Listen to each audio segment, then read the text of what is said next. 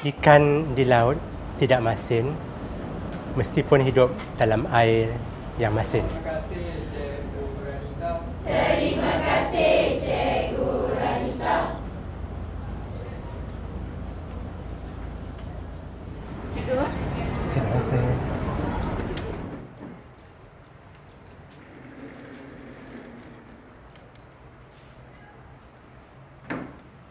Sebaik-baik manusia adalah manusia yang memberi manfaat kepada orang lain. Kerjaya saya sebagai seorang pendidik atau lebih tepatnya sebagai guru bermula apabila saya postingkan di sekolah pertama saya, di sekolah ini, Sekolah Menengah Kebangsaan Seri Pantai, Kampung Kerinci, sebagai guru bahasa Melayu pada ketika itu. Dan saya di situ, di sekolah ini saya berkhidmat selama 3 tahun lebih kurang, tahun 2002 hingga 2005. Dan saya mengajar tingkatan 1 dan tingkatan 2, mengajar bahasa Melayu. Kemudian pada tahun 2004 macam tu, saya diberi peluang mengajar civic pula, mata pelajaran civic, dan juga mengajar pemulihan kepada murid-murid tingkatan 1 yang ada masalah masalah linus saya, barangkali masalah tak boleh membaca dan menulis. Dia terbahagi dua kan. Ada pembayang dan pembayang maksud kan. Okay, contoh pantun dua kerat. Sudah gerharu cendana pula. Sambung. Sudah tahu benarnya pula. Kita cuba pantun 4 kerat pula. Pantun 4 kerat. Okey, saya akan bacakan pembayang, kemudian kamu sambung. Jadi bidang bahasa dan sastra Melayu rasanya agak dekat dengan saya dan saya rasa saya mampu menyampaikan ilmu dalam bidang tersebut kepada pelajar-pelajar. Dan sehingga sekarang ni pun saya masih bahasa Melayu itu dekat di hati saya lah. Kalau saya jumpa penggunaan bahasa yang salah dan sebagainya, memang saya akan cepat dapat mengesannya dengan cepat. Apabila saya dipostingkan ke sekolah ni, Sekolah Seri Pantai, saya menganggap itu sebagai satu cabaran untuk saya membuktikan, terutamanya membuktikan kemampuan saya sebagai seorang pendidik walaupun saya ada masalah penglihatan. Okey, masa tu bila tahu Cikgu Zahari datang ke sini sebab dia buta penglihatan, kami semua terkejut. Sebab kami yang biasa ni pun susah nak kontrol kelas. Kelas depan okey lagi, kelas depan pelajar tu boleh juga dia belajar sendiri. Ini kita yang biasa menulis kat depan pun dia boleh buat macam-macam. Pelajar bising lagi kat belakang. Kalau Cikgu Zahari dapat kelas belakang tu susah sikit lah kot kan. So dengan harapan itu saya mencuba sedaya upaya. Tapi dalam proses itu, proses menceburi atau proses menghayati kerjaya saya di sekolah ni, adalah beberapa situasi atau senario yang menyebabkan saya merasa kurang bersemangat ataupun rasa macam lemah, ya hampir-hampir macam putus asa lah untuk bertugas, berkhidmat di sini. Kita fikir juga lah kenapa lah hantar cikgu istimewa, patut cikgu istimewa pergi sekolah istimewa. Sebab dia ada kemudahan. Salah hantar ke sebab dia buta penglihatan, dia buta. Hantar pula Seri Pantai yang memang masa tu top seluruh wilayah. Terkenal dengan masalah sikap pelajar, masalah disiplin. Kalau kita keluar pergi kursus apa-apa pun, dia akan tanya, oh Seri Pantai ya? Oh Seri Pantai ya? Macam mana cikgu? Macam itulah. Saya pun tak salahkan dia, mama ataupun tak salahkan mereka. Sebab penempatan saya di sekolah ini macam satu kejutan bagi mereka. Mereka mungkin tak menyangka akan menerima seorang guru OKU penglihatan. Dan mungkin mereka tidak tahu, tidak diberi pendedahan bagaimana mengendalikan seorang guru atau seorang kaki tangan yang OKU penglihatan. Tapi kalau pun tidak ada pendedahan begitu, sebenarnya mereka boleh mencari jalan penyelesaiannya. Itu mungkin kalau ada komunikasi secara dua hala kan. Mungkin mereka boleh bertanyakan pada saya sendiri apa keperluan saya dan sebagainya. Lepas tu macam mana dia nak naik tangga. Lepas tu dia Nak tulis, menulis, markah, nak write paper. Macam mana sebab budak kita bukan guna Tapi braille. dengan ajar BM rasa okey lagi lah kan. Kalau dengan ajar BM dia cuma nak menerangkan aja. Pelajar boleh tulis sendiri, catat sendiri dekat whiteboard. Kita fikirlah macam mana nak exam tu. Dia nak buat soalan mesti ada pembantu dia kot.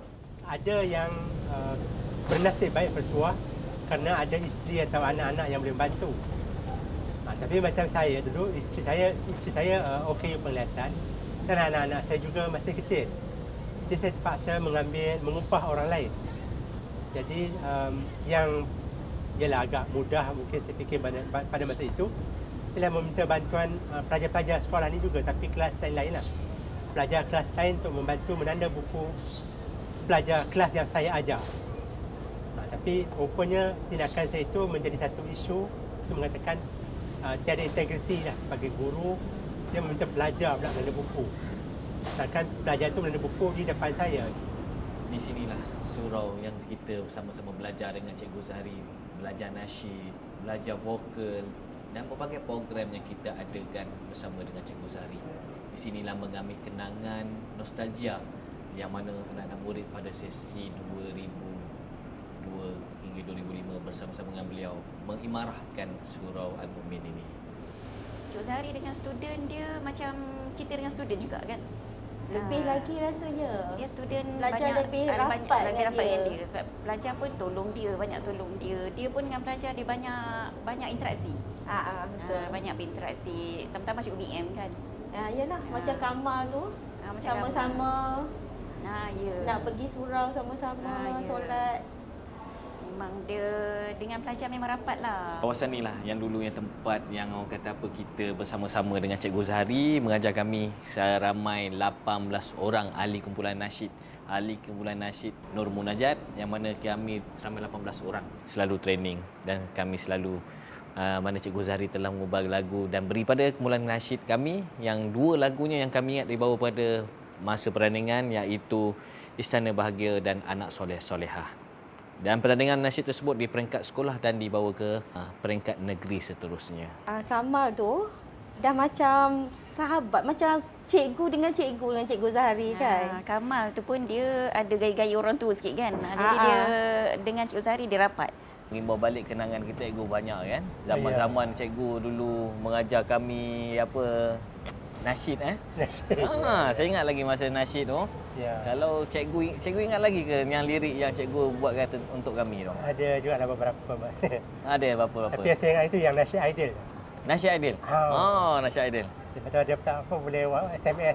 Ya betul. Boleh masuk balik Itu kan. yang kata apa kita jangkakan tu dari bawah. Yalah program yang julung-julung kali kita adakan. Ya. Kan? Yalah kalau ikutkan program tu satu program yang bagus untuk kita laksanakan di peringkat sekolah. Tapi tanpa bantuan cikgu, siapalah kami untuk melaksanakan program tu kan? Lepas tu dia tak ada kesinambungan kan? Lepas saya keluar tak ada. Betul tak ada itu. Saya rasa selepas kita keluar, saya 2005. Cikgu keluar daripada sekolah 2005 juga? Saya bulan Oktober, 12 September. Memang dia dengan pelajar memang rapat lah. Tak, kadang-kadang macam ayah dengan anak, bukan macam cikgu. Dia tak ada. Tambah anak dia di sini. Aha. Anak Cikgu Zahari di sini. Jadi kawan-kawan anaknya tu macam anak dia sendiri jugalah.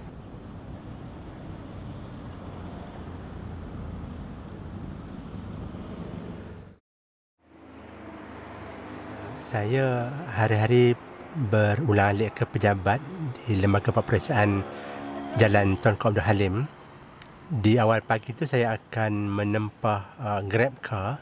Grab car akan datang ambil saya di rumah. Saya akan menaiki Grab car tersebut ke stesen MRT Kota Damansara. Di stesen MRT tu saya akan naik dan akan turun di stesen MRT Semantan. Dari stesen MRT Semantan, saya akan menaiki bas terus ke pejabat, ke lembaga peperiksaan di Jalan Tunku Abdul Halim. Ya, saya di lembaga peperiksaan ditempatkan di bawah unit untuk calon berkeperluan khas. Jadi calon berkeperluan khas ada beberapa kategori, iaitu kategori pekak pembelajaran dan masalah penglihatan. Jadi saya khusus kepada calon bermasalah penglihatan, ini calon buta yang menggunakan braille.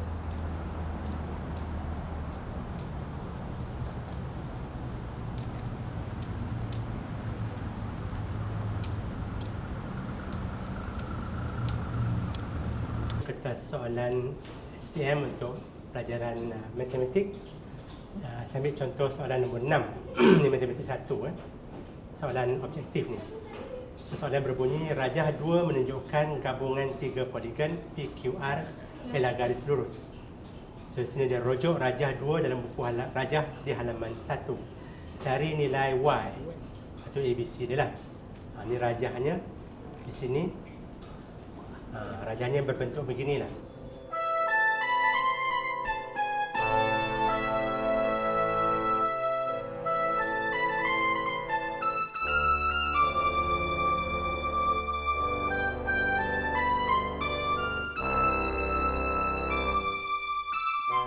Bagi saya muzik juga antara yang membantu menenangkan diri saya.